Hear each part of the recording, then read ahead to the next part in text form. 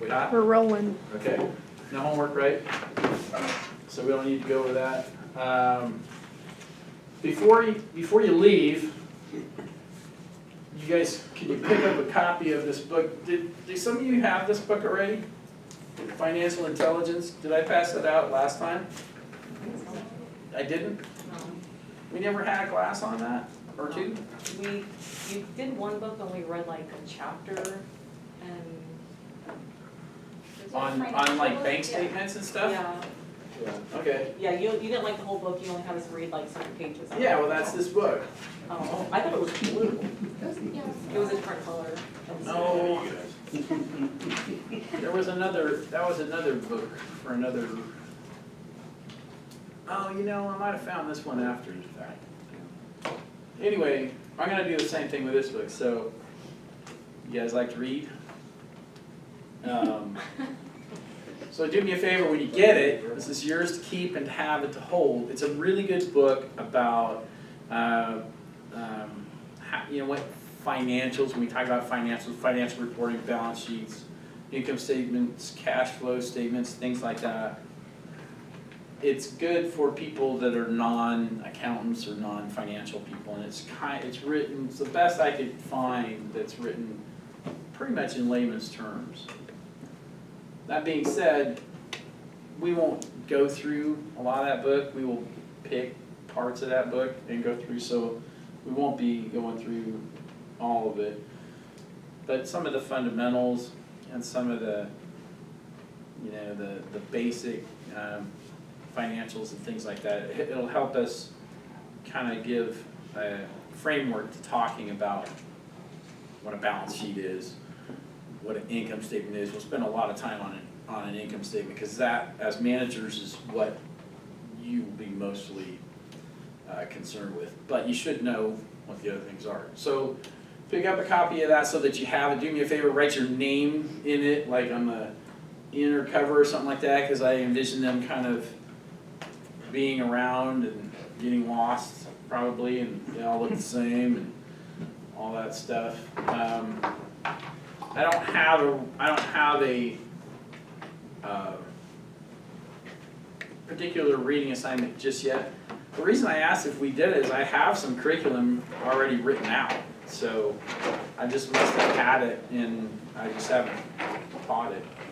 And I have some of those reading assignments, but I'll let you guys know via email what those are. Okay?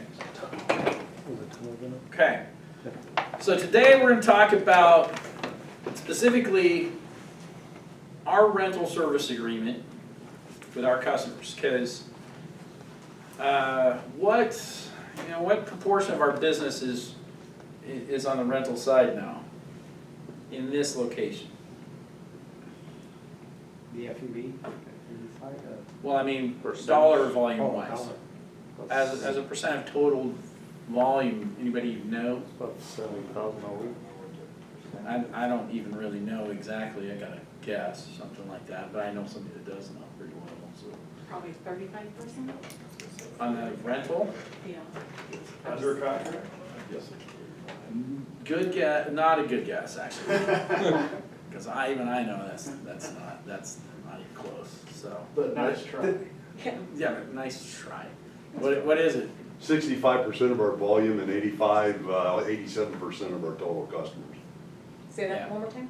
65% of our revenue is rental and 87%. Now, if you're going the other direction, I think you That's what she meant. yeah, you should say that's what I did. I meant No. the other way around. No, I You was listen to thinking, mine. You were thinking just. I was thinking F&B F&B and versus housekeeping. That's The difference between branch 3 and branch 1. That's what it is. That's what I was Okay. thinking too. So about 70,000. And Not there's a that- lot of rent not on that branch I 3. agree. 38%. Whatever. I don't know, then you didn't listen to the question. All right, so it's the majority of our business, and it probably, as we go through time, it will probably be, it will probably grow more. I say that, but you know, things can happen. The difference between the rental stuff and the COG stuff can change drastically, and it has changed drastically in our past. You know, one account could change it. We could get the Sheraton downtown here, and that percentage would change significantly. But over time, I would anticipate the rental part of our business overtaking the COG part of our business. Because it's the bricks that are being laid every day. Think, you know, it's what Yaki's putting down every day. And that business has been built like one $200 a week account at a time, or $1,000 sometimes if we're lucky, since 1998. Is that about when we started doing rental stuff? So, and it is the way that it's the only way that we're going to be able to grow the business on a consistent basis. The COG stuff comes along when it comes along, but there's a very limited number of customers that are available within our marketplace that you know we're able to process for, or that we want to process for. Because the COG stuff, it's very demanding, right? I mean, it comes in, it's got to go out. You have no control over the inventory. You've got 24 hours, most of the time less, to pick it up and get it back, and it's quite a feat to be able to do. So you can't, you can't have too much of that. So we'll be growing the rental side of the business consistently as we go along. So I haven't decided yet whether it's worth the time in here to go over customer-owned goods service agreements, because we do have service agreements for customer-owned goods stuff. But they're very different from these. They're a lot more specific to account, and they're a lot longer, and they cover a lot more of the scope and services. But we do so few of them, and since they are these things that are kind of built particularly for each and every account because of the circumstances, I don't know if it's worth going over in here. I'll just point out some of the differences maybe along the way. Maybe Jeff can help me, and Mike can help me too. But we're going to talk about our standard agreement in a rental customer today. So why do we have agreements? I mean, I've given you the answers, I know. But I mean, in general,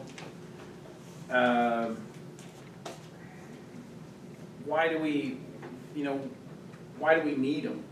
Protect our investment. Protects the investment, because we're unlike COG work where, hey, I've got this bunch of stuff, I want you to wash it. You have a washing machine, can you wash it? Okay, I do it.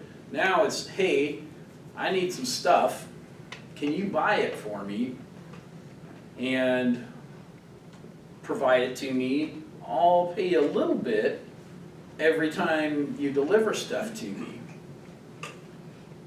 Yeah, but what do we need? We need to be able to make our money over time, right? So we need some term on that agreement, and I need to have some assurances that you aren't going to change your mind next week, right?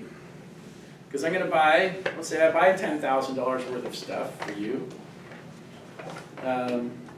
And by the way, $10,000 would be a pretty small account. Jeff, what do you think the volume on a $10,000 a week or a $10,000 investment would be? What do you think the weekly volume on a rental customer would be? 500 to 600. Yeah. So we want the ability to make our investment back for sure. But that's just the cost of the product. I mean, we have to pay plant people to produce it, we have to pay drivers to deliver it, pick it up, we have to pay managers, you know, to manage the people that do all that stuff. And then like everything that we have, we always have to factor in Charlene's huge salary into everything that we do. It's constantly looming. So, you know, we need to protect our investment. You know, what else? Protects the customer. It does, because, you know, we're evil living guys, and you never know when we're gonna take advantage of them. How does it protect the customer? I mean, we could stop servicing them, we could give them shitty quality. Could raise their price beyond a reasonable amount.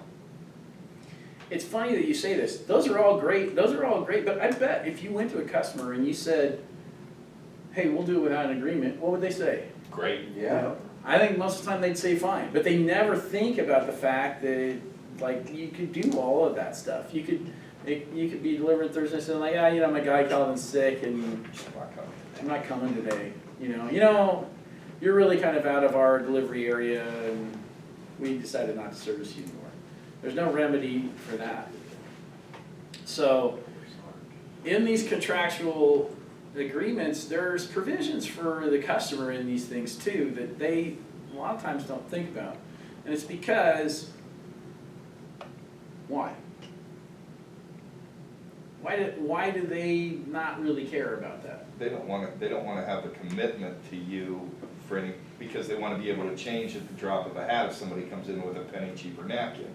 So what's that tell you about their perception of the marketplace? It's been hoarded up. Yeah, but So- not just so- price-wise, but what? There's no difference between one vendor or another. Yes.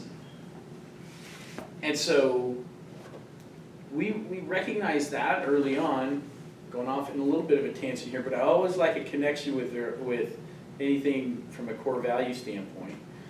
So, you know, which core value do you think we came about with the genesis of these things to kind of combat that belief? What we do, Believe that we are better, what we do what we do better. Yeah. matters. So, and that's one of the reasons, frankly, we provide some of these different services and different products that our competitors don't do as well, because it allows us an opportunity to be better.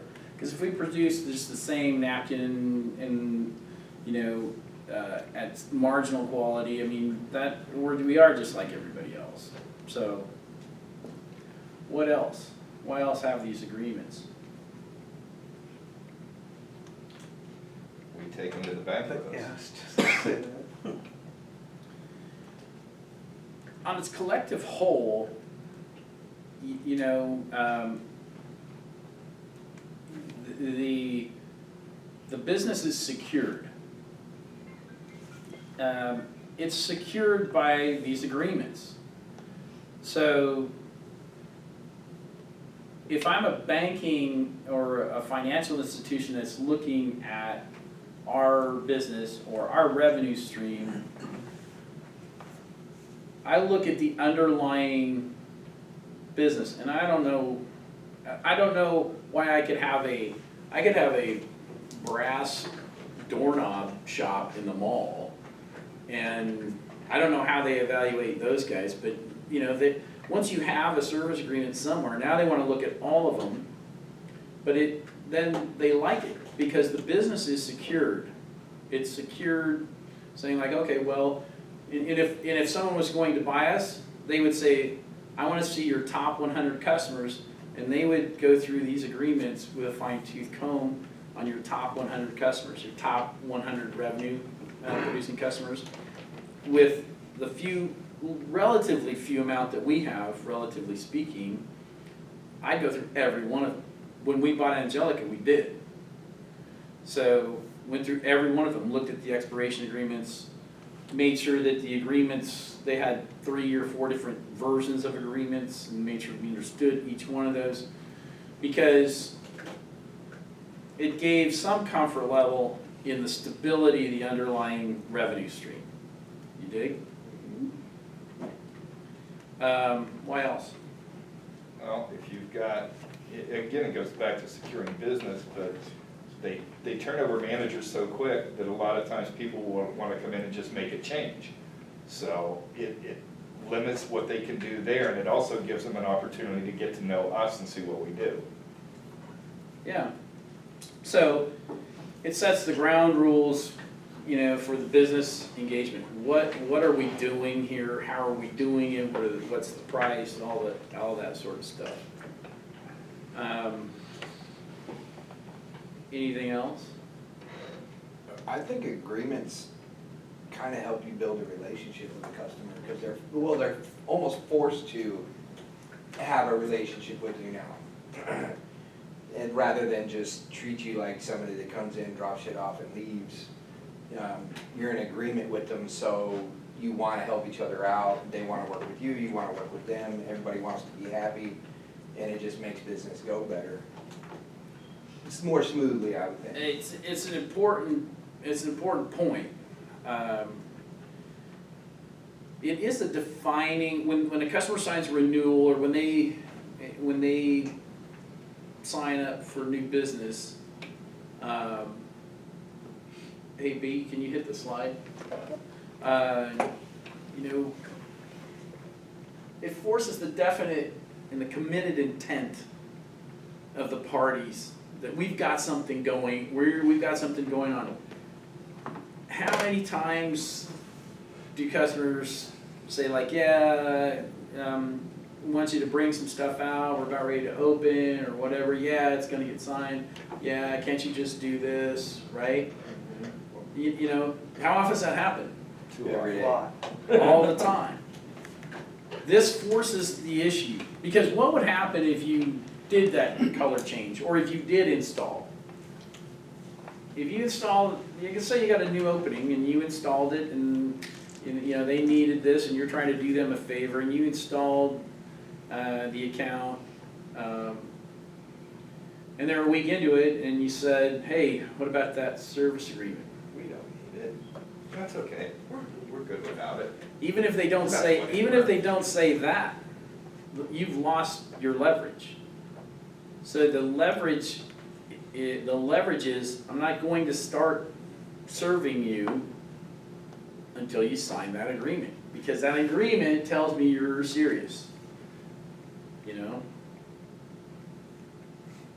And it's a serious agreement by the decision makers. I mean, sometimes agreements get signed by the wrong people, and sometimes when the rubber meets the road, you know, the customers try to say, oh, that person wasn't authorized, but most of the time, you know, even if you got a manager, you know, he knows, I gotta have my boss sign this, you know, or I gotta have the owner sign it, so he's not gonna sign it. They're gonna have somebody that's authorized to sign it, executed most of the time, properly. So, it says, okay, we agree to these terms and we're gonna go forward. Because once you're already doing business, to try to put that tube back, or that toothpaste back in the tube, it's really difficult. Now what are you gonna do? What are you gonna do if they say, hey, some guy just came in here yesterday and he has, you know, cheaper bar towels and cheaper napkins than you do? What are you gonna do? You gonna pull your shit back out? You know? So it does that. Establishes the legal parameters of the agreement as well too. We're gonna step through this agreement. Most of it's kind of what we would call boilerplate stuff, but there's some key elements to an agreement. Does this agreement have everything in it? Does it cover every possible scenario that could go wrong? But I think most I don't of think it you is. can cover everything. I could argue a lot of stuff about this stuff. In fact, when I was going through this and reading it, I made a few changes for our template. You know, because I was reading it from a perspective of, like, if I had to fight this agreement, what would I want? And even just certain little words and things like that make a difference. So, it also gets to the point of, that brings me to the point of enforcing contracts. How often do we enforce these contracts? At least 2 to 4 times a year. But, Whenever somebody tries. When we're right, There you go. yeah, What is it, collection? 2 to 4 times a year. yeah, I think you're right. But usually, there's brush fires all along the way during the year, right? Yeah. But everybody knows that this is in the background, kind of. We have the terms and the parameters laid out. Even if I forgot that I had this, or I don't know what state of renewal it's in, I know I've got a contract that has pricing and spells out payment terms and all that kind of stuff. So they know that they have agreed to something. So they can't just shift on the fly and things like that. But if somebody really wanted to get out of this agreement, could they get out of it? Yeah, they can get out of it. I mean, sometimes they might have to pay a breach. We've had that happen before. I mean, of the times that we've enforced the contracts 2 to 4 times a year, how many times do things get resolved somehow before real legal action has to take place? Probably 90% of the time. I was gonna say 80-90% of the time. Yeah. So, reality is that, you know, these are not gonna be things that you go to court over. They're not going to be, they're there to keep honest people honest, is what we like to say. It's there as a tool to have both sides agree to things and be serious, but it's not really meant to be a document to litigate from. Is that me? Which brings me to another point. This is one page, right? I mean, we made the writing really small on it, but, you know, why is it on one page? Keep it simple. Yeah, I mean, this is by design. It's on one page by design. If you have more items, I mean, we have a supplemental page for that for those of you that don't deal with these all the time. But it's on one page for a reason, and that's so that it doesn't really scare you. You know, our competitors have agreements that are much longer. I mean, does anybody know how long the Alsco one or how long the Michigan one is? I think it's about 2 pages. And they're kind of front and back too, aren't they? Yeah. So they're a bit scarier. Now, I have had our attorneys review this before, and I've expressed to them the fact that, hey, look, we're adamant about this thing being one page. I don't want to give you this if you're going to start. I know it doesn't cover everything, but it's been pretty successful in the past. Basically, being a tool, like I said, keeping honest people honest. You know, could somebody take us to court and win on this? Probably, most of the time. If they're really bitched up about something and they wanted to do that, yeah, probably. But really, we don't have any interest in fighting anyway. I mean, we believe that we're the best and what we do is better and what we do matters.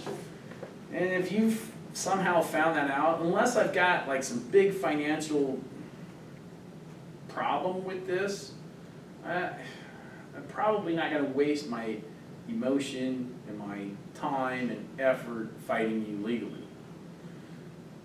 Where was I going with that? Giving it to our attorneys, and of course, they come back with, there's gotta be 5 or 6 more pages of stuff, because this isn't covered, or that's not covered, or whatever. They do what attorneys do, but, you know, if we wanted to do that, we do that. But it's functioned pretty well for what it's needed to do for us right now. I suppose that if I was going to, there was a monstrous food and beverage account that was gonna take up a lot of capacity in a plant, and it was gonna require tens of thousands of dollars, maybe even $100,000 in linen purchases. You know, I might use a different contract. I might take our COG contract, modify it, and use it instead. Just because it covers a lot more of those things. But for, you know, accounts that are at $2,000 to $200, this is fine. Okay?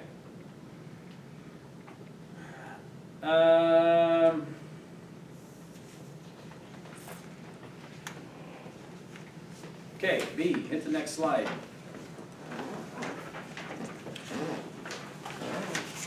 This is important. And any of you service guys that, you know, have anything to add to this, you know, let me know from experience. These are the elements that, when I'm going through a contract, a service agreement, that are the most important elements that need to be defined and need to be covered and need to protect us. Okay? So, you know, the first thing being the term. Now, this isn't gonna be everything. It's not all inclusive. All I'm saying is these could potentially be fatal. You know, somebody could go, yeah, well, your term, you know, our term is 30 days, so whatever.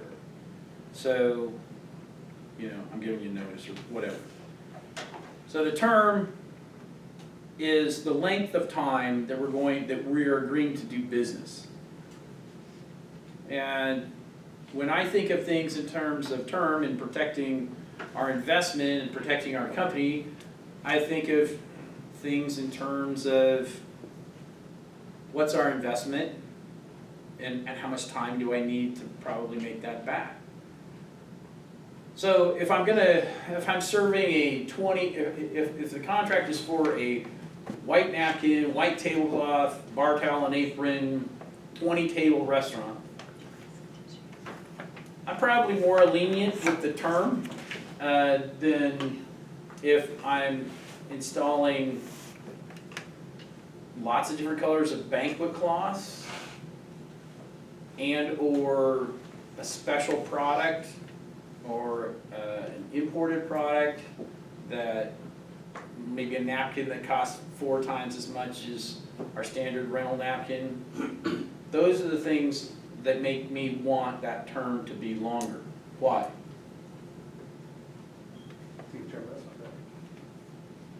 Yeah, because I'm gonna be investing a lot more in it.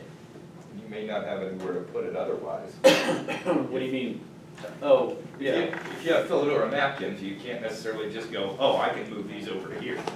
Yeah, so non-standard product, and even standard product that we don't use that much. I mean, if it's rust 90s and purple 90s, you know, I don't have an everyday demand for that stuff. If the 20 table white napkin place goes tits up, big deal, bring them in, we'll use them somewhere else, you know. But the stuff that really hurts are those kind of non-standard colors, non-standard items, that sort of thing. Pricing seems obvious, but if it's not documented, you know, it could be anything, right? And along with pricing, what's my frequency for being able to increase pricing, what, you know, and I kind of include that in everything. When can I increase prices? We'll go through that too. Annual increases, regular cost of living increases. What other reasons? You know? Government. Yeah, we'll go through that. Payment terms. So yeah, I'm, back in the day, I mean, there was a lot more COD business around, but now cash is just so hard to handle, that we don't even like it. It seems odd, but I would almost wanna charge somebody more money to handle cash than if they were, you know, if they were on payment terms. So when I say payment terms, that means how many days are we gonna give them to pay their bill? What's standard on the agreement? 15. We kinda have this unwritten rule, if we, you know, they're 15, but if you pay me within 30, you're probably never gonna hear from me, right? Items or services, it's implied, you know, that we're gonna furnish these items, we're gonna replace them, we're gonna, you know, we're gonna launder these things. The services scope needs to be a lot more clearly defined in those COG agreements, like when I'm gonna pick it up, where I'm gonna pick it up, you know, all that sort of thing, what I'm gonna do with reclaim stuff, all that sort of stuff, what I'm gonna do with the discard stuff. That stuff all needs to be kind of hashed out in a COG agreement. This, the inventory is ours, so we don't really have to, that's on us, but this, we are gonna spell out, you know, we are gonna spell out, what we're gonna service. And another thing, we might wanna specify on there, you know, if it's a special product, like what it's gonna be, a thread count, or even a manufacturer. I like to kinda stay away from that, if possible, because you never know when one manufacturer's gonna get squirrely on you, or quit producing it, or whatever, so, when you're naming those items, I would try to be as specific as you need to be, but as vague as possible, if that makes sense. You know, breach constitutions and remedies, so the agreement should say like, okay, well, you know, what constitutes a breach?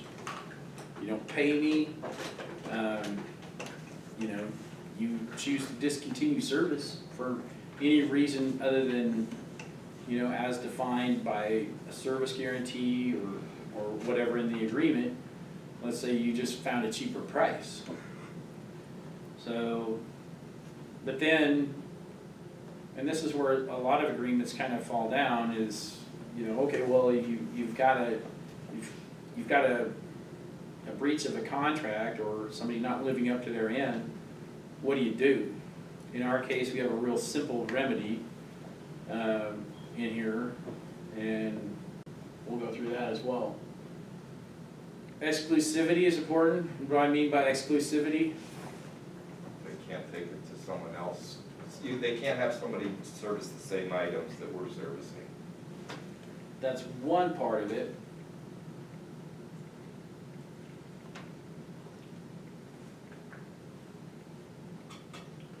That we're servicing. We're limiting that to, if we're doing the food and beverage in there, or napkins and mats and everything, we say we're the only ones that are able to do this. You can't have somebody come in and do the same product. Or any other linen type of products, any kind of other services that we provide. So if it wasn't in there and you were really crafty, you know, you could say, all right, well, I want to discontinue everything except for the mat at the front door. And I guess in theory they could.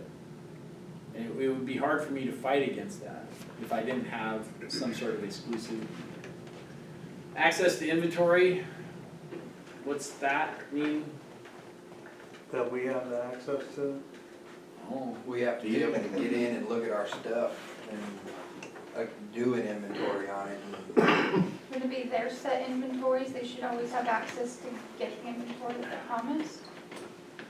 What we're really talking about here is that could put physical inventory. So there could be a case where, you know, you show up and they just say like, okay, well, drop what you have right here, especially in bigger places, drop what you have right here, I'm gonna count it, sign for it, and I'm gonna take it back into the Raiders of the Lost Ark archives, and you can't come back here. But we need to be able to see what you have wherever you have it, at almost any time. They do the rights. Yeah, because it's ours. We actually parted ways with the Phoenix Convention Center because of that. That's what I was thinking of.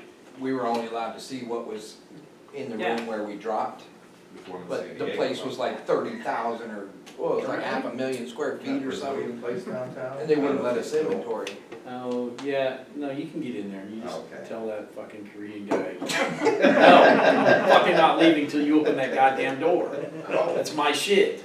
And then you'll go like, or you'll say something in Korean and then you'll Then go. the translator will come over. No, yeah, I'll say, no, I gotta see that, that's mine. Some guys you just gotta do that with.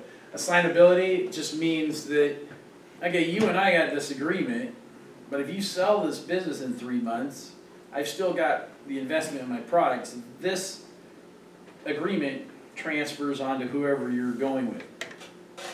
It's a little dicey of how legal that is, but, you know, people, you know, usually what happens is they sell the business and then you've got to go to the new owner and go like, well, you got this clause, and then they say, well, fuck that, I didn't agree to that.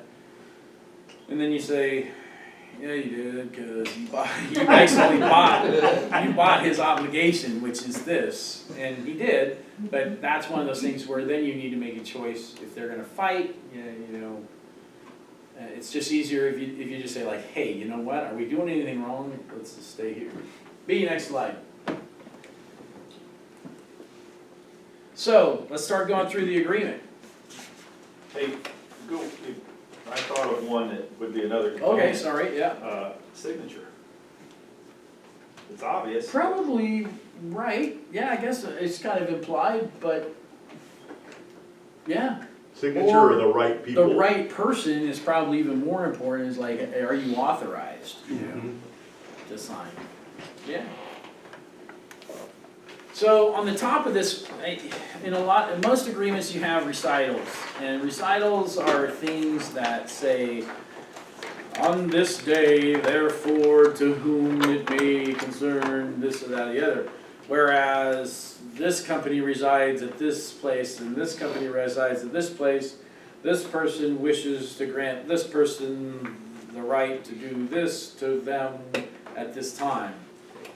And that's kind of what this is. The only thing is, you know, ours is, we've condensed the version. So the top part basically says, hey, this is the customer, and this is your place of business. And you know, it's not someplace in Colorado or whatever. This is the place that we're gonna be doing this with. The recital says, this service agreement is entered into by and between Specialty Textile Services, LLC. It's important that that LLC is in there because it defines exactly who you're talking about. This is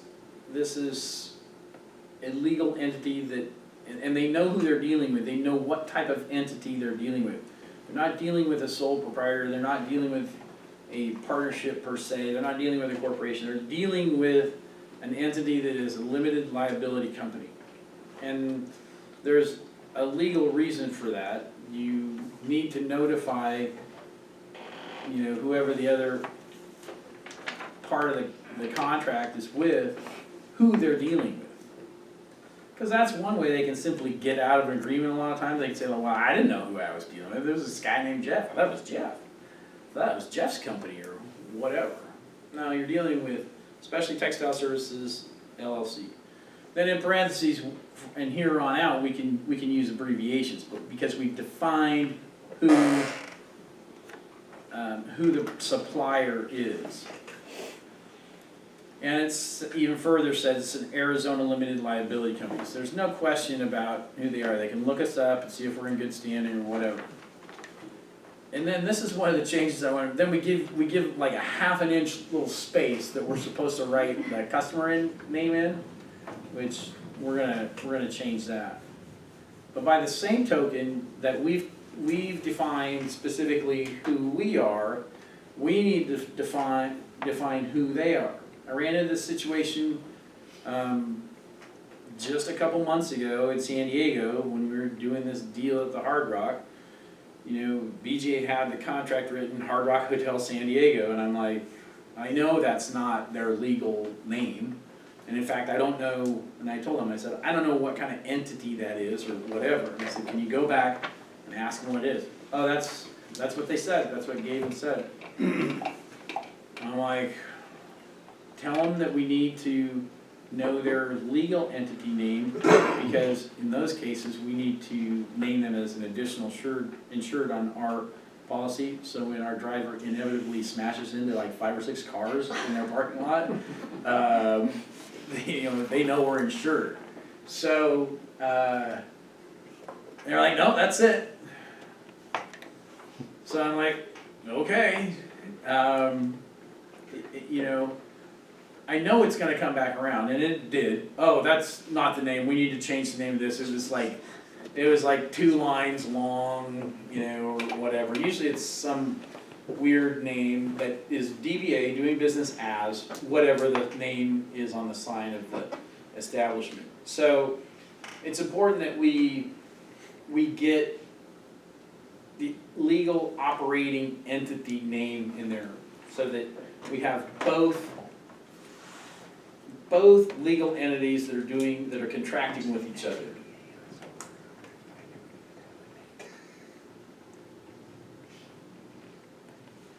It keeps going, it says supplier agrees to furnish and the customer agrees to accept exclusively, that word is important, it gets to one of those key things in there, exclusively from supplier, all the items herein, and any future increases or added items, so we could slip in all kinds of shit on them. Right there, we got them. But really, you know what happens, it's like, hey, can I get, Microfibers. yeah, can I get microfiber towel? Can I get a mat at the front door or the back door or whatever the hell? And so you aren't gonna rewrite a contract every time they do that. That's what this is for. To the customer's requirements during the term of this agreement and during any renewal of this agreement in accordance with the conditions and terms set forth herein. So there you go. In that one small little paragraph, you've defined who the parties are legally, and you've set yourself up to be the exclusive supplier of all the items that you list on this page and the supplemental item sheet that you got. And anything that you start producing after the fact. So if they add, mats or something like that, we have that. We've made this mistake, particularly in San Diego, several times, where you have particularly a Cintas come into the world and say like, hey, those guys are great at doing those napkins and tablecloths, but we can do your aprons and your bar towels and those mats and stuff. We can do that a lot better and a lot cheaper. Why don't you let us do that? And we've let them do it. And it pisses me off to no end, because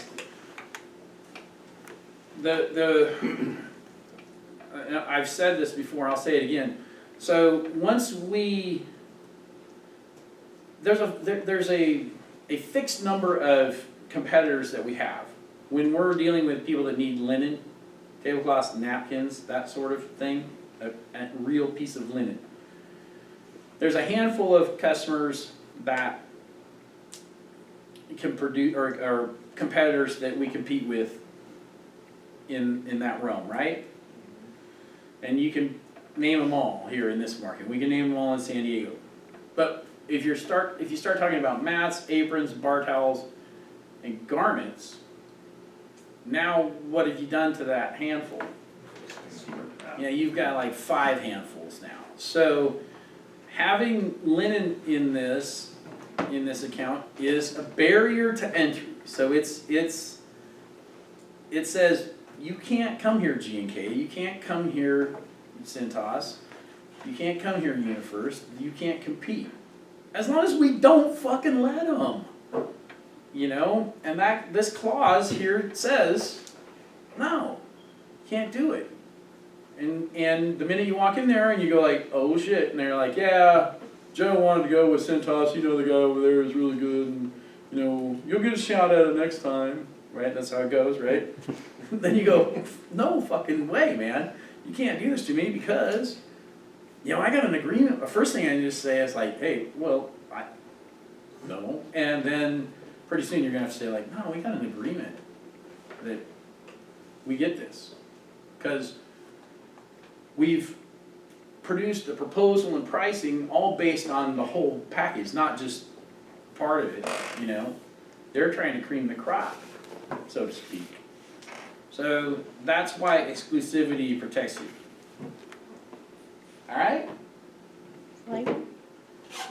Anything else on that? Okay, roll it. Items, like I said, that little that little box that we have there, item description. I think we need to define rental item description. I think it just further specifies what we're talking about. The unit price, obviously, I think we need to probably say weekly rental minimum charge, because it doesn't say on there. If I was arguing this, I might say like, well, minimum charge, is that once a month? Is that once a year? I fulfilled that. It doesn't say on there anywhere really what minimum it is. And then the rental item replacement value. So I think we're gonna make some of those changes just to kind of tighten it up and make it a little more specific. All right? And then that box that we have down there below is kind of self-explanatory. Along with service charge, inventory maintenance charge, we may want to further define what that percentage is. Percentage of what? Percentage of the items, a percentage of the built-up unit price, a percentage of what I paid last week, a percentage of what? So I think we need to kind of consider that stuff too. But for what it is, this is going to define the items and what we're going to do for you. And like I said, we have a complete whole another sheet that is just a blank version of this.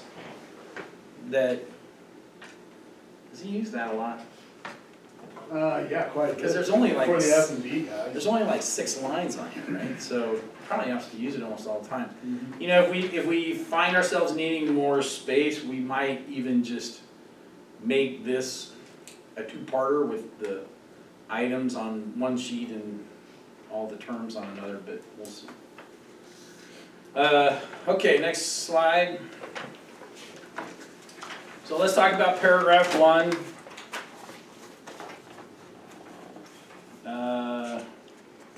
Somebody read that.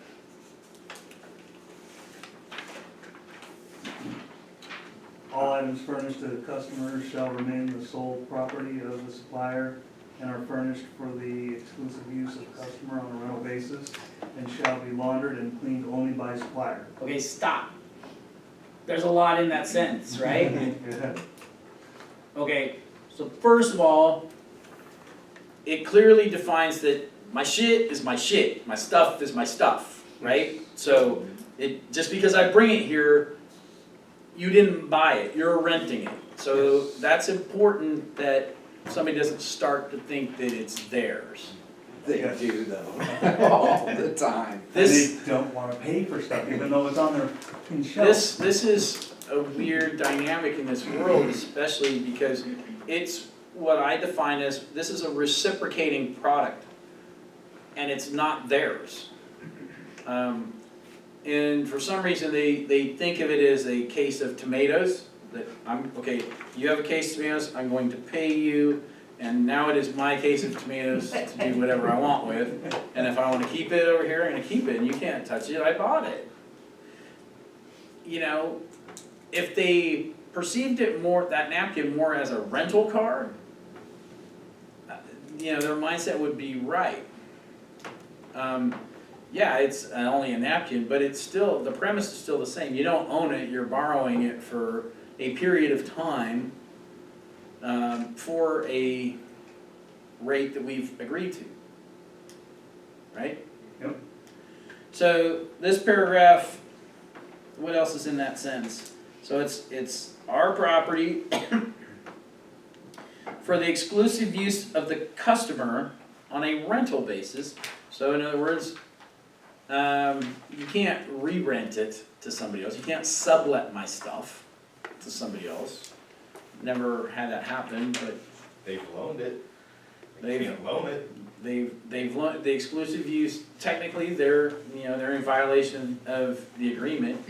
And if you wanted to say, hey, like I can't, you're losing my shit, and you're not supposed to be doing that anyway, for a lot of different reasons.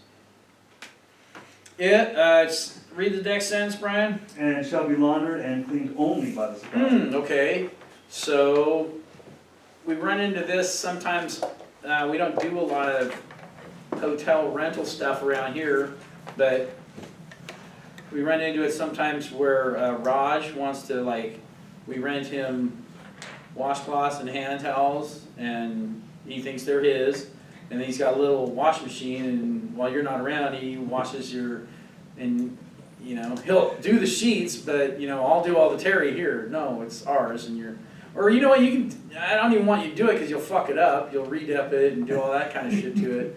But I'm going to charge you a rental fee regardless.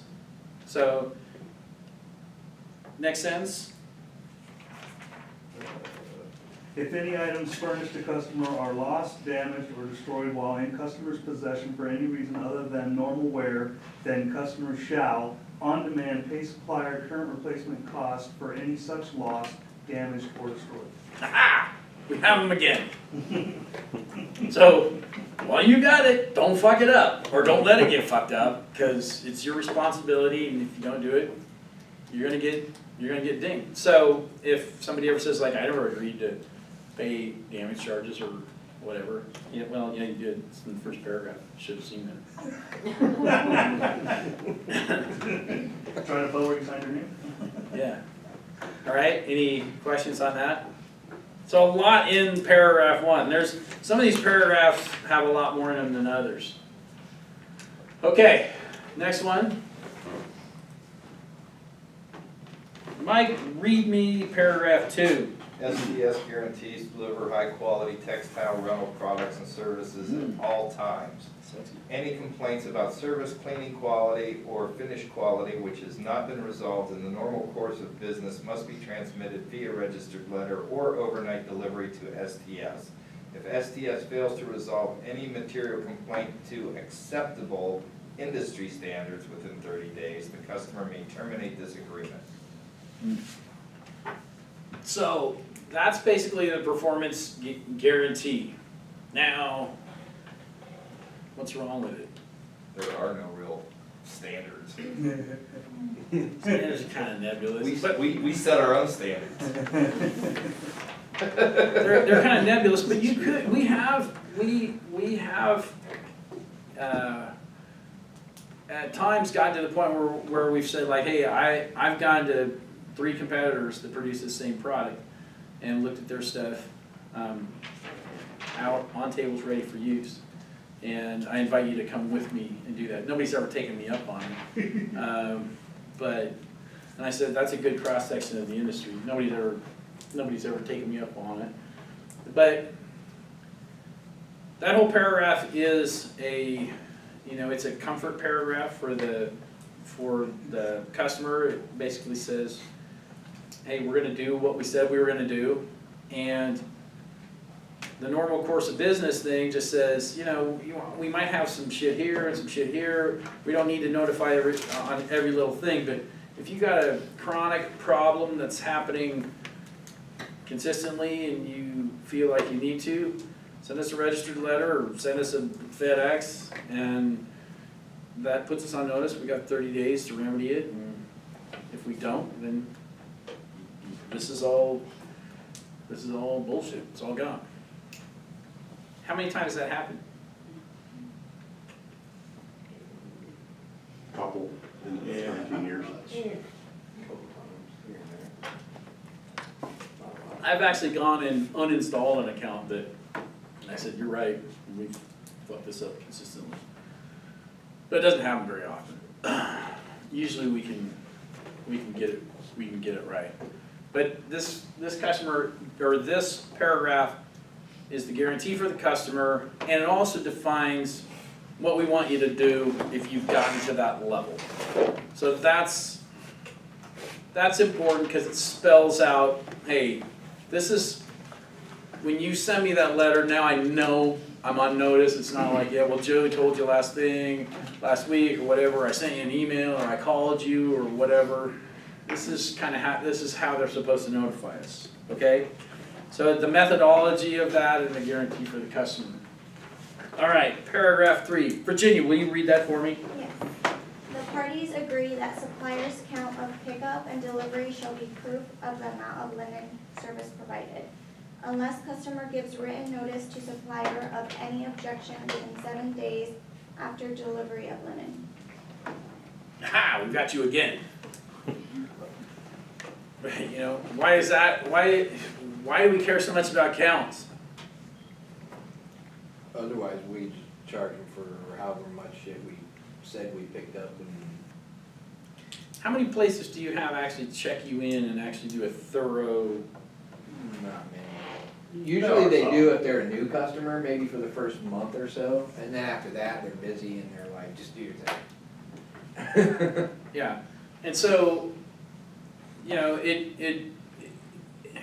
we always think of these things in case of the worst case scenario. So if somebody's really going to bitch about like 2 months worth of invoice, and they're saying like, how do I know you delivered that stuff? I didn't have a chance to verify it. Well, you did, and you chose not to, or you could have, and you know what? In lieu of you not doing that, you accepted the delivery. That means our count rules. We win. We rule. So if they want to count it, they can count it.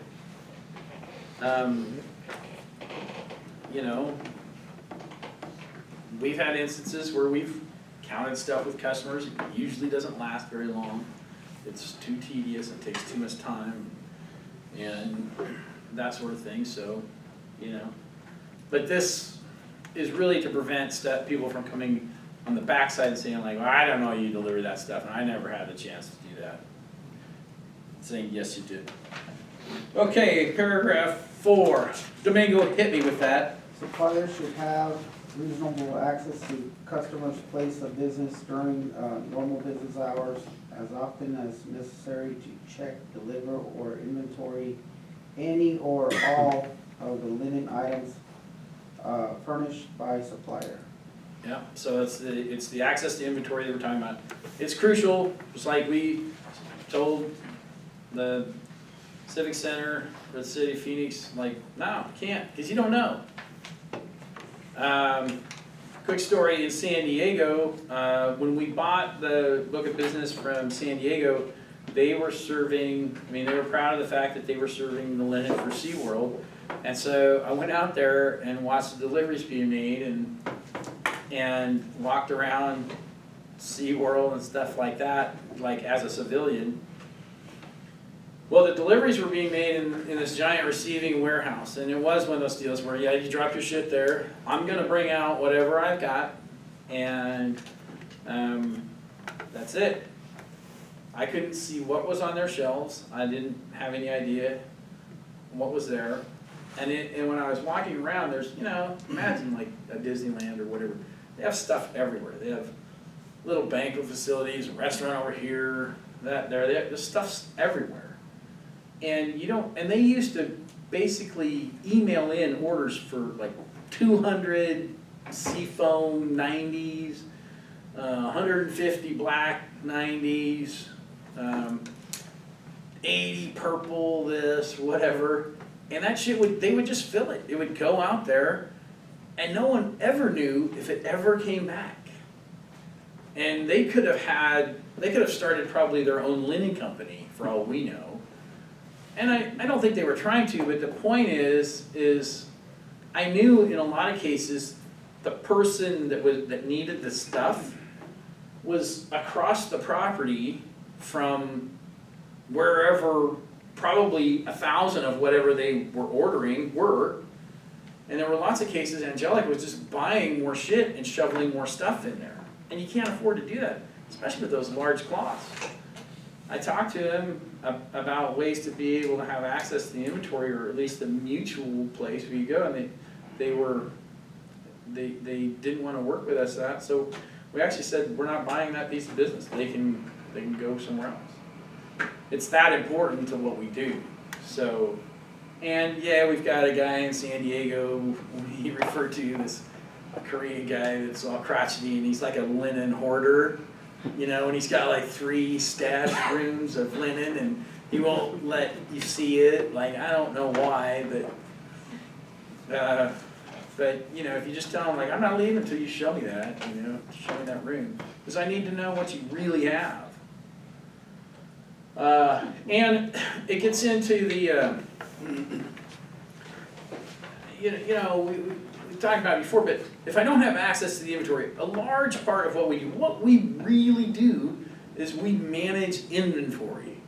That's 80% of what we're doing, is managing inventory.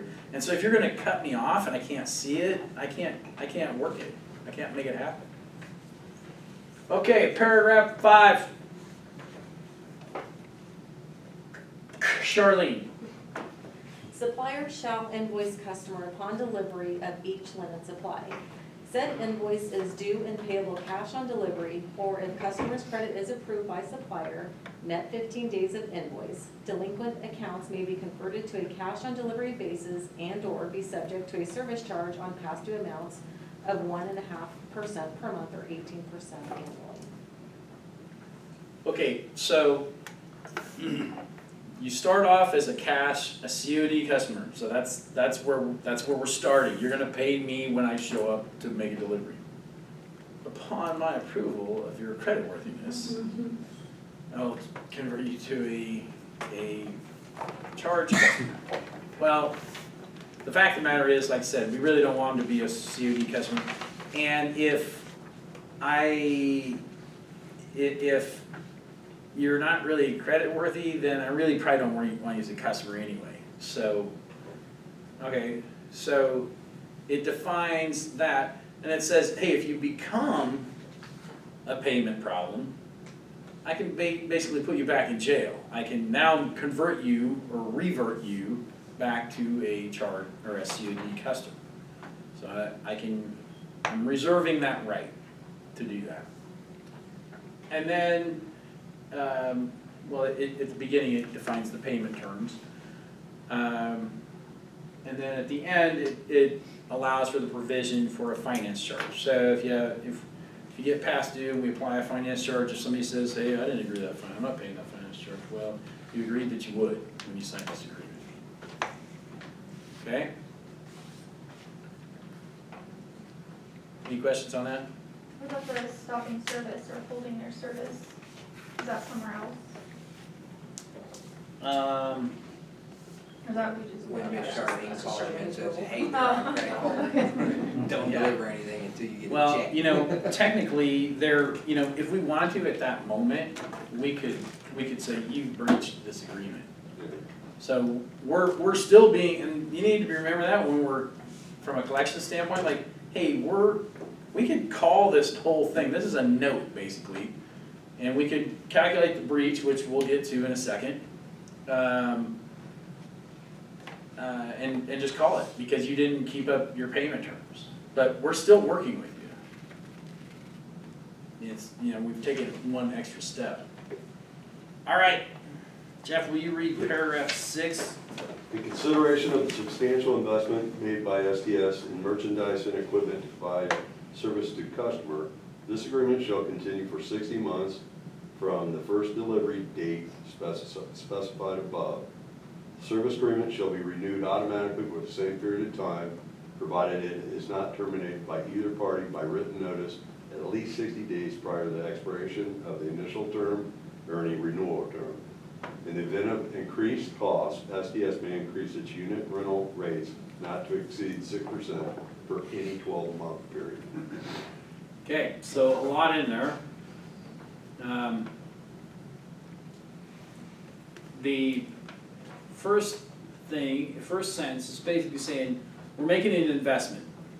So we expect a certain amount of time for this investment to pay back.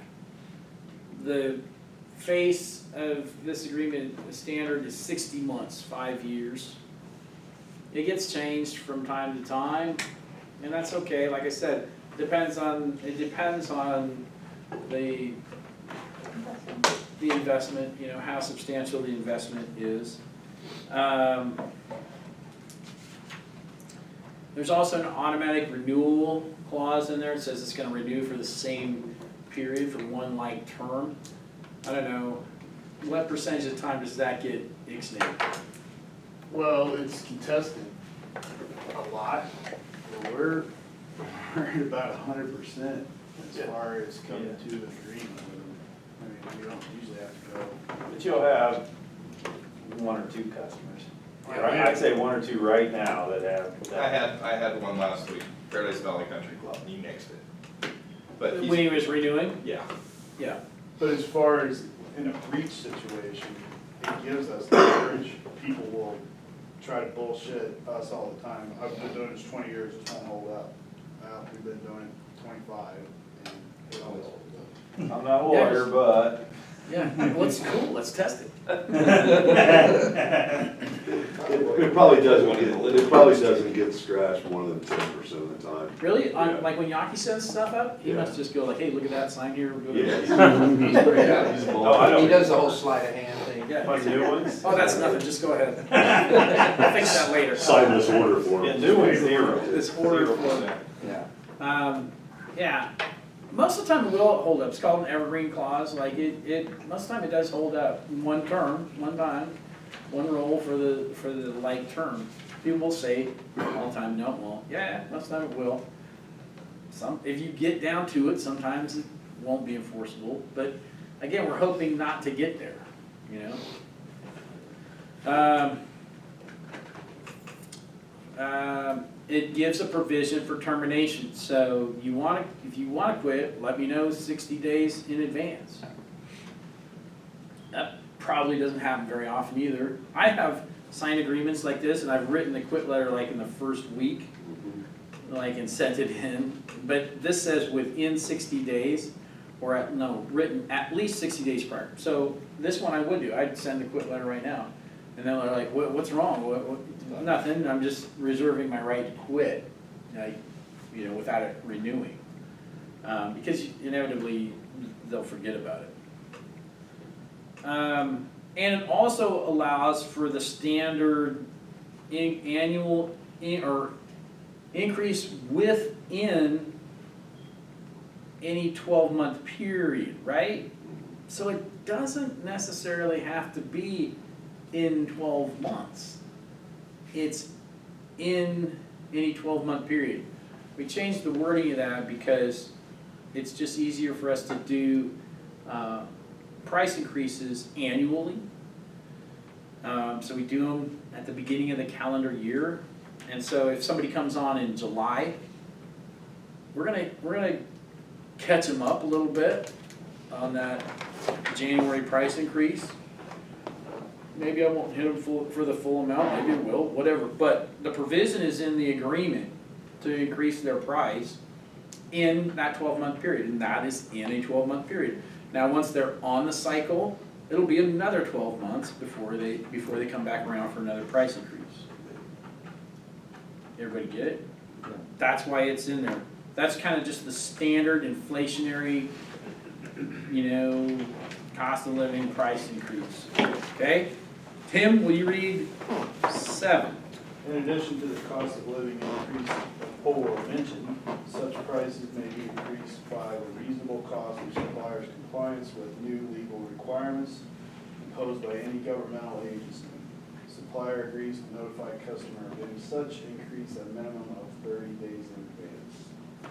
Okay, so that says basically if our socialist government demands that we put something on there to save the turtles or something like Does that. that minimum wage fall into that? Minimum wage falls in there too, and minimum wage does come up rather quickly sometimes. It did in San Diego. I mean, it happened within like 30 days, and it was a significant change.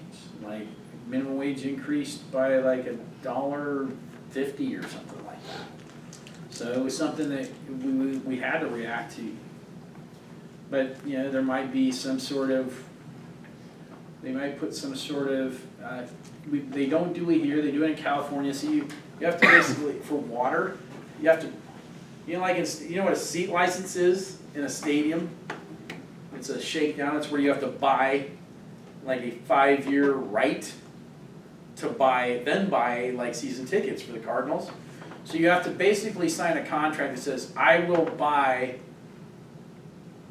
going to pay you for the privilege to then pay you again every year for 5 years or 3 years or whatever. So, and now you're obligated to buy those season tickets for 5 years. So if I want to buy that chair to watch this game, they say, okay, we need a 5-year agreement. You're going to commit to buy the season tickets for that seat for 5 years or 3 years. Okay, so I pay you $1,000 for that. Now I have to pay you for the season ticket for that chair every year too. So they do the same. The city will do the same thing with water. They're called equivalent dwelling units, EDUs. So you basically pay the privilege to buy water, and you pay only there. It's a one-time fee. They're quite expensive. So you pay the city or the water authority, $10,000 per EDU, and now you have the right to buy that much water. An EDU is equivalent dwelling units is it's something. They have an average of like household usage for water, and with an EDU you get like 200, the equivalent of 212 of these or something like that. I can't remember what the exact number is. Well, that's like a seat license to buy water. So you pay that license to do that. So now you have the access to that water. If you don't buy the water, you don't get a refund or anything like that, but you still have to pay for that. We don't have that here. We have it in California. They might institute it here. If they did that, we might need some place to go. If they put a surcharge on anything, we might need a place to go. If tax will come up as tax, but you never know what might happen. So that's what that provision is in there for. 8, this is a critical one. Mike, did you read one?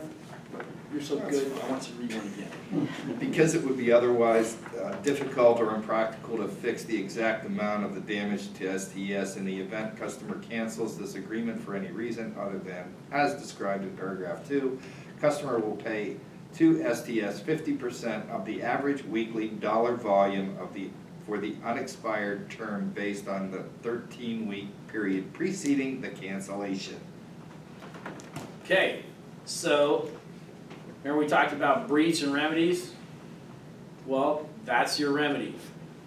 So let's do a quick, easy calculation since Jeff's here.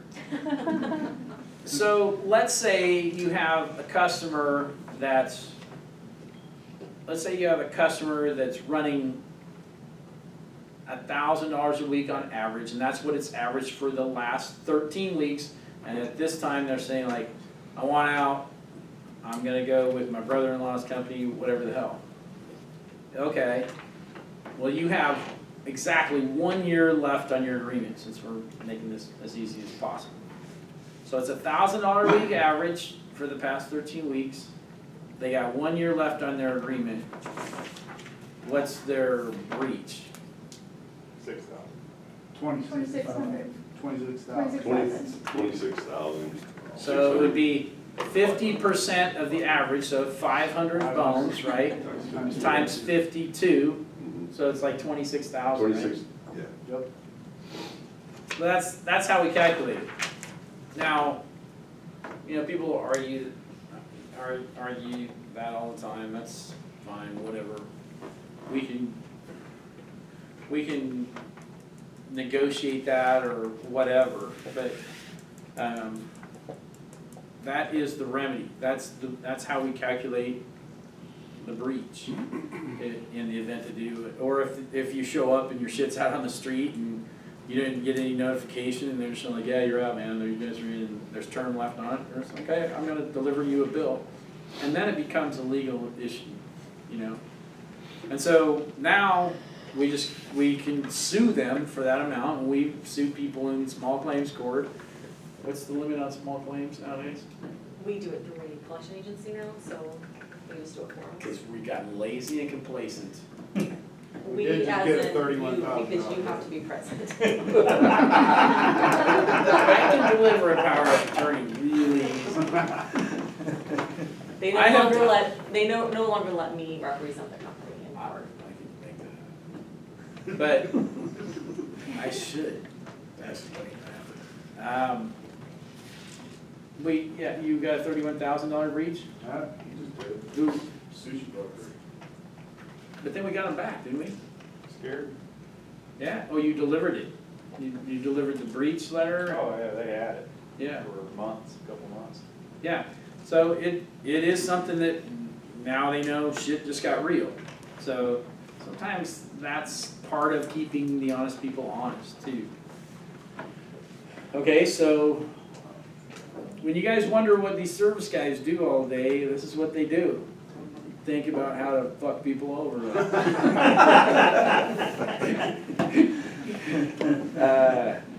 All right, Brian, will you read 9? Suppliers' obligations to provide services hereunder shall be excused without liability in the event supplier is prevented from performing by reasons of strikes, lockouts, government acts, acts of God, and other such conditions reasonably beyond the control of the supplier, including but not limited to explosions, fires, fuel, and power shortages. So basically, this paragraph says like if you know, if we enter zombie land or something like that, you know, this deal is off, or at least as long as until the zombies are under control. But you know, it's probably not going to be something that significant, but it might be something like,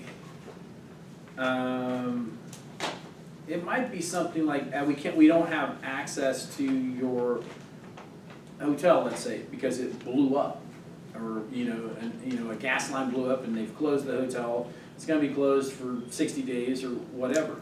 If I have a significant investment, this probably is more of a larger contract deal, I'm going to refer to a clause like this because I've got an investment, I'm depending on that kind of revenue to make this happen.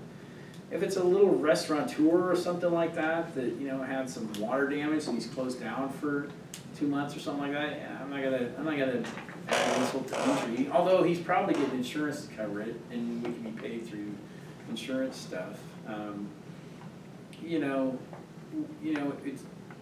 We need to make those kind of decisions, but we don't have a high likelihood of a strike.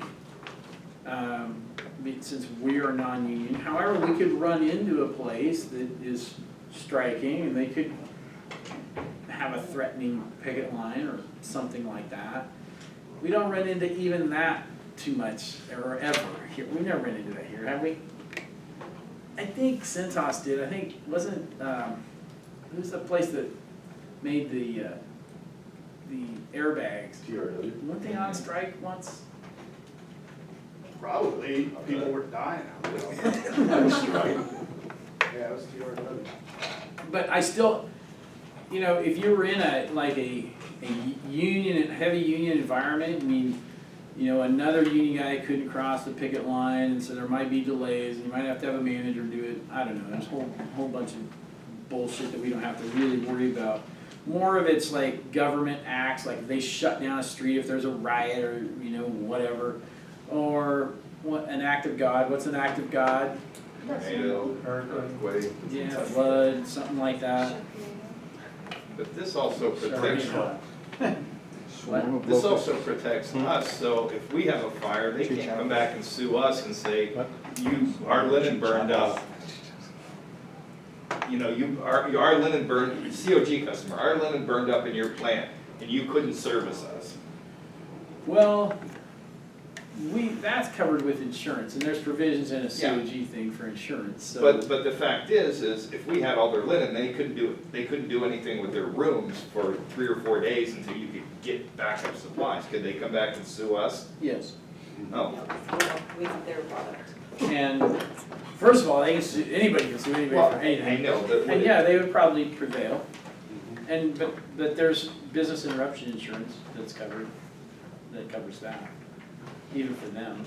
Okay, I guess that was the reason. That's why we should take fire safety training seriously. You really should, just because, you know, fires and stuff like that are, But it doesn't breach the contract, it still protects us. This paragraph protects us. If we did have a fire and their shit did burn up, we weren't able to service them for a couple days. well, let's get things straight. Their shit is not included, if it's their stuff, this isn't the agreement we're gonna be using. Oh, okay. This is a rental service, remember what the first paragraphs tell us? Right. It's ours. Rental. So. That's where I'm looking at it wrong. Yeah, it's covered differently in the COG agreement. Okay, so if our shit had burned up and we couldn't go service it. But yeah, if it's like, hey, if our plant caught on fire, you know, I don't have napkins to bring you today or tomorrow. or, you know, I've had some problems, you know, that were beyond my control because my plant caught on fire or something like that, or there was a riot that destroyed, you know, part of our plant or something like that. This protects us in that regard. We also have insurance that would help cover any claim that they might have against us, because they assuredly would. You know, if they could not sell a room because they didn't have linen, they would assuredly like hit us, and it probably would be covered with our insurance. But the contract says, you know, if there's delays because of it, you know, I don't have a specific performance clause that says I'm gonna perform no matter what. I'm gonna make sure that you're whole no matter what. That's all it's saying. Okay. Luis, hit me with 10. Yeah, I can see. Okay, this agreement shall be binding up and shall ensure to the benefit of the parties here to their administrators, executors, Successors and assigns. This is the successorship stuff. So you signed it, you sell it, I still have the investment, it still exists, so this agreement continues. Okay? Is that the insured? Yeah, it says in No, your, no, it's inure. Inure. Manure. On and shall inure to the benefit of the parties. If you just made our that word, let's make it harder. No, I'm pretty sure that is a That's a old real school word, Like yeah. a legal word. It Yeah. means to accustom to something or someone, especially something unpleasant, come into operation or take effect. Yeah. I've never seen that word before. I hope you have, if you've been. Well, I mean, I've seen it in the contract, but There's this it's thing never. called the World Wide Web. Okay. Bruce, hit me with 11. Customer warns that it is under no contract with any other party for linen supply service, and that entry into this agreement is not a breach of any existing contract to which customer is a party. We run into this a lot, right? I don't have a contract. Nobody does. And then we do it, and then it's like, hey, you know, Cintas or whoever said, well, they came up with a contract, so can you guys just, let me just take care of it, can you get your stuff out of here, I'll get you back in here as soon as we can, right? Okay, everything will be cool, right? No, you warranted to me that you didn't have a contract, you told me verbally, and then you signed this too, so now you have two contracts, so it's your problem. Your fight should be with the guy that has less term than me on it. So that provision's in there for that reason. I'll do 12. If any legal action is instituted by this agreement, the prevailing party shall be entitled to recover reasonable attorney's fees, court costs, and all legal expenditures incurred as a result of said lawsuit from opposing party. Supplier is entitled to all attorney's fees or attendant collection costs, whether litigation is initiated or not. So, a couple of things in that. It just says whoever wins the biggest dick contest, the other party's gotta pay, okay? So, you know, if we get in a fight and you lose, you pay. And by the way, just because we didn't actually take legal action on you to collect money from you, doesn't mean we can't throw on our collection costs as well. Sure, it's not worth Which is whether we did sue you, whether we didn't sue you, whatever. So if we had additional monies, even other than late fees, if we had collection costs, we can tag those on as well. Okay, Bill, why don't you do, is it 13? 13, supplier shall maintain regular deliveries and in addition shall make special deliveries should that be required to rectify and service failure on supplier's part. An additional service charge may be made by supplier for any special deliveries resulting from a customer's failure to timely advise supplier of a change in its service requirements. Okay, so pretty basic, it just says if, we're going to deliver regularly to you. If we screw it up and it's our bad, we're gonna make additional deliveries or additional service on our fault. And hell, most of the time, we don't even do that. Most of the time, we just do stuff even if you need it. We'll do an extra pickup or whatever. We're so nice. But hey, if you're screwing stuff up, you're jacking around with the inventories, I'm gonna ding you for it. For whatever, and it's purposely vague on exactly what that's gonna be because we wanna make it painful and we wanna make it a sliding scale probably too. So it's a provision that's in there for us to, penalize them if we have to make a delivery that's kind of not our fault. Okay. Kimberly, Customer acknowledges that linen supply items rented under this agreement are for general purposes and are not designated or recommended for use in areas of flammability. Customer agrees to hold harmless supplier of and from any injury to person or property resulting from use of linen supply items furnished hereunder. now this is a clause that's kind of been in every rental service agreement as long as I've been in the business.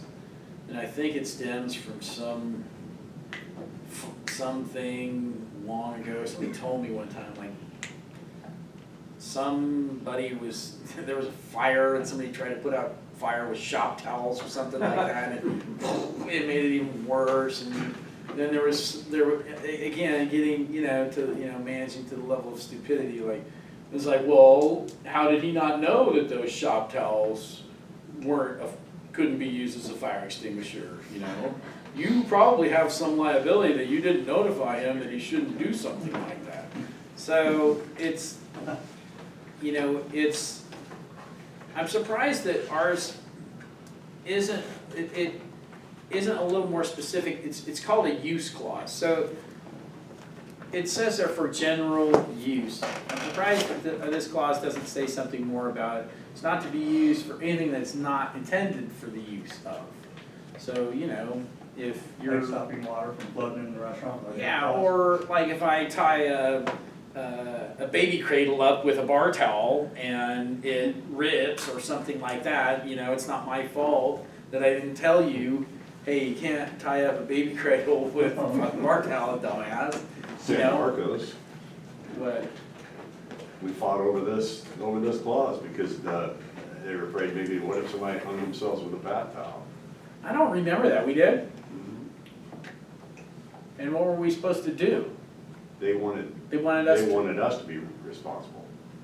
If somebody hung themselves with our bath towel. Mm-hmm. Who was this? San Marcos. That tells you it happened there Yeah. at one Yeah. time. So it Yeah, must that have does happened. tell you what happened there one time. Yeah, it happened. That's ridiculous. I would say like, okay, well, what if you owned the towels? Like, would you not have towels then? Would you say you gotta bring your own towel? Yep, we fought. We won. And Mahana, can you read the next one?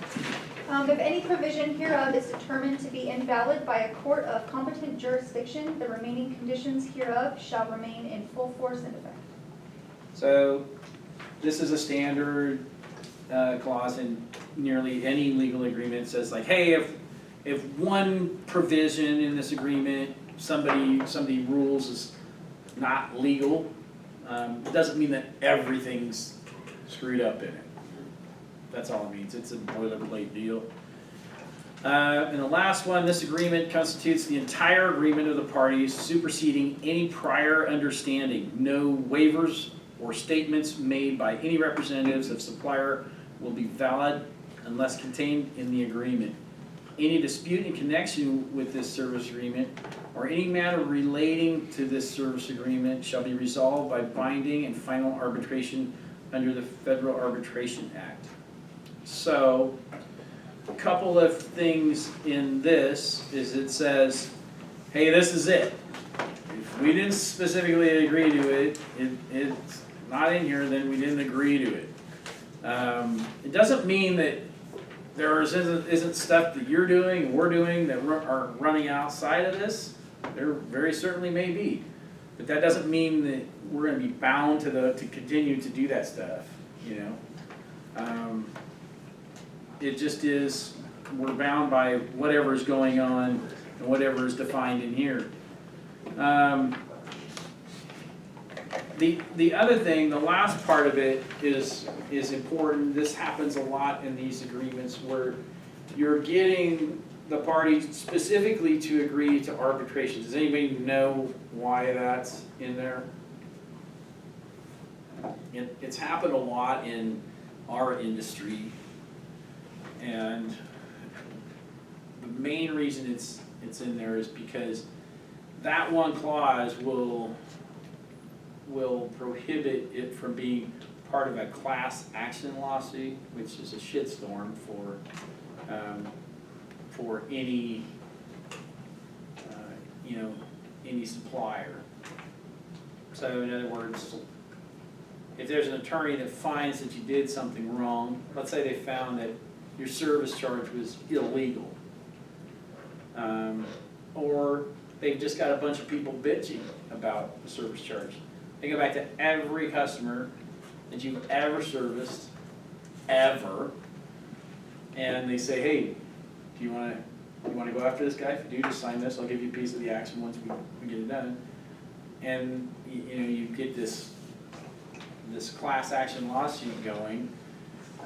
There's really just attorneys that focus on just doing nothing but that. And what they really are doing is they're trying to create income for themselves by creating a mess for, you know, a provider, and they get the mob with the pitchforks and torches, you know, kind of out, and it's very threatening, and the payouts can be crazy, but they don't go to the individuals for the most part, they go to mostly attorney's fees and things like that. If you agree to arbitrate, every case is now on its own. So you can't group together. Attorneys like to do it because they can put you in a group, and now I only have, I've lessened my work by, if I've got 1,000 people in the group, I can speak for the group once, so I can send the letter on behalf of the group. They've all signed on with me, and so boom, this is it. And so the attorney starts running this show. If we're arbitrating, we've got to deal with each other on this one issue, right here and now. So that's why that's in there. An arbitration usually is more of a mediation kind of process, and so you kind of tend to want to work through stuff, and as opposed to going to trial, it's a lot less expensive too. And then, as Bruce pointed out, the signature spots, most importantly, having the right person signing it, having a printed name so we can actually read it. Title is important as well, because, see you later, Emil. Title is important as well because we want to know, you know, is he the dishwasher? You should, if he was a dishwasher like you're saying he is, you should say dishwasher, you know, here. He purported himself to be the general manager, you know, so he was an imposter signing stuff for you or whatever, so whatever. And boom, there is what it is. That's important. We've had that come up a couple of times when we've gone to legal action. The owners will say that person wasn't authorized to sign the contract, or they didn't print their name, so you have no idea who signed it, or there's no title. It's hard to fight that when you're like, I don't know. And then Mark doesn't remember, it's 4 years ago, he doesn't know who signed the contract. Tim, what was that one where we had to like kind of match up signatures? Cause That was Sushi Broker. Oh, that was Sushi Broker? Yeah. Yeah, so I wish the salespeople were in here so that we could get on their shit about this. They can watch it on YouTube. Yeah. No, we got Virginia. You hear me? She's back. What? She's watching now. Virginia is. Yeah, so whoever's reviewing the contracts, you see them all? Yeah, I can see that pretty good. Yucky's pretty good. I think once these started popping up, we've been more adamant about making sure he does it correctly. Sushi Broker. Wow, that was that lady. What the fuck was her Yeah. name? Yeah, Good point. or a signature we couldn't even read and we had no idea. Did finally figure it out. But it could have cost us. All right. Any questions? Now you know. Now you know all the stuff behind it. It's not there to cover every circumstance. You know, it's there to kind of define that we have an agreement, we've got you committed, we've signed your name to something, we define the pricing and the terms and, you know, the key parts of the agreement that I think are important. It doesn't cover everything. Is there wiggle room for anything that could happen in the future? Hell yeah. It's not designed to do that. It's designed to give us a chance to kind of work through any legitimate problem we might have, and it's designed to keep customers honest. It's designed to keep them from, you know, if somebody walks through the door and says, hey, I'll give you a bar towel and a napkin for, you know, a penny cheaper, you know, go with me. Okay. And it's designed to be a hurdle to stop that. And you know, and it generally defines the relationship. Doesn't cover everything though. Not supposed to. And 9 times out of 10, it gets us talking. That's all we need to do. Yep, it's a roadblock that will get you talking, gives you a chance to save the business. You know, it's a tool to do that too. When Mark goes out for a new customer, does he ask to read the current agreement that they have, just to make sure that they're not overlapping or anything? Do you mean like with a different vendor? Yeah, so I mean, where the one says, if you're not under contract, but if they are, and that comes back on us, are we checking to make sure they're not under contract with anybody? Well, most of the time, they're not going to show you an agreement, because most of the time the pricing is on it, that's, they have, Yeah. and sometimes they do, but most of the time they don't. We ask, and then we ask again, and then we ask again, and then I would ask questions.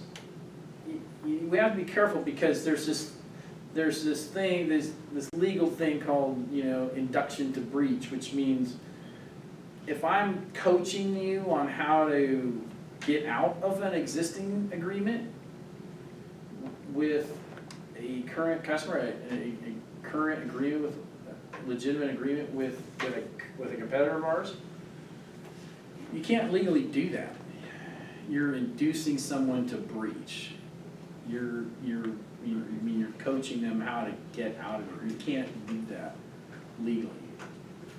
There's, gray area around that, but, what I would ask questions like, have you sent your notice letter to Mission?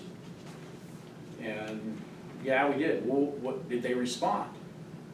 Or just like interviewing, like, if you ask for specifics, who did you send it to? What day did you send it? Because normally they'll respond to that within 48 hours. I would tell them things like that. So you're telling me that you sent it over a week ago, and you sent it to Shane Harrison, the general manager of Alsco, and you haven't heard anything back. You haven't got an email, you haven't got a phone call, you haven't got anything. Nope, nothing. I would document those things, because, you've got it in here that you've said you've notified. I would remind him, like, you told me you notified him.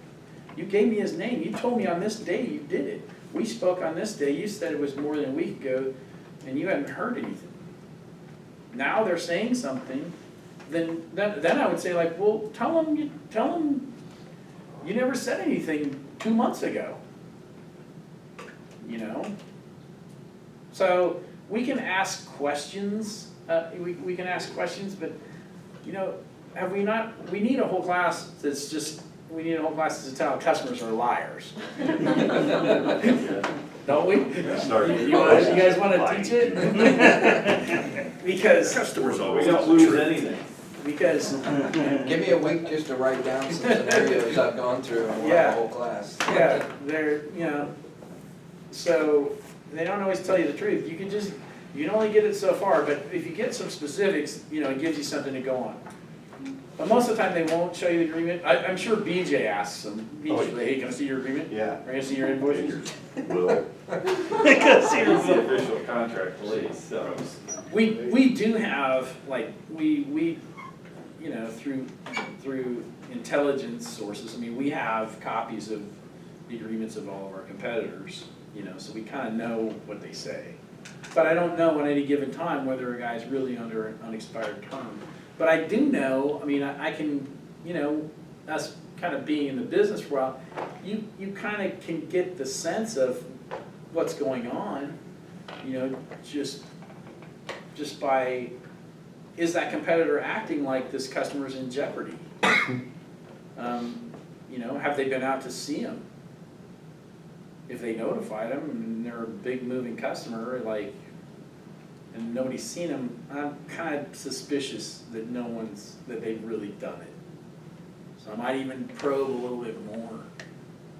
Yeah, because the bottom line is, like, we don't want any kind of problem either. I'd rather not get into a shitstorm of stuff. I don't want to install and then have them come to me and say, hey, we got a problem, these guys. I don't want to have to say, for some reason, we're always the asshole when it comes to that. I don't know why the guy that you wanted to kick out, why the old girlfriend isn't the bitch that you want kicked out. You know, I'm the hot new girlfriend. Don't you want a little bit of this? You know? I don't know why it always works out that way. Maybe it's because they're more threatening. I gotta believe that's it. Hey, we got lots of lawyers, and we're gonna sue you for, $100,000, whatever, I don't know. So I don't wanna even get into that. So I'd rather, if they have 6 months left on their agreement, I'd rather say like, hey, let's set this right here. We can post date an agreement. So we can scratch that installation date out, we can post date it for 6 months in the future, let's do that. And now give them notice, or you already have, but anyway, you just never know. Anything else? I just got a quick question. When you first put this together, did you, use another linen company's agreement as a template and then just make it your own, or did you just? Trial and error. That's not Rich Moss. It is an amalgamation of What a standard. Yeah, but gosh, more than half of that's probably stuff that's really come about over time, like situations that have come up and what's important. And we've left out stuff that's not important, to get it to that one page, stuff that just has never come up, But yeah, we haven't straight up plagiarized, but we've taken basic ideas. But I don't think there's anybody that has a shorter contract in the industry than we do. But we do know that Mastel took our contract and put their name on it. Yeah, well, he's taken a lot of stuff.